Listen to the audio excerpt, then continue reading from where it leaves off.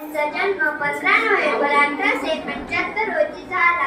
झारखंडामध्ये हुलीहातून हे त्यांचे जन्मगाव. त्यांचे पूर्ण नाव बिरसा सुगन मुंडा असे होते. त्यांचे शिक्षण एका मिशनरी स्कूलमध्ये झाले.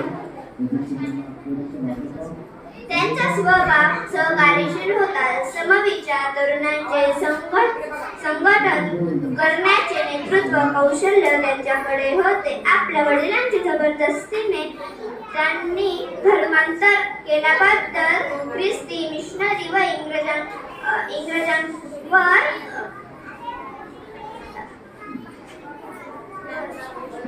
त्यांचा रोष होता. आदिवासींवर इंग्रजांकडे होणारे अत्याचार पाहून इंग्रज अधिकाऱ्यांना धडा शिकवायचा त्यांनी विचार केला. 1895 मध्ये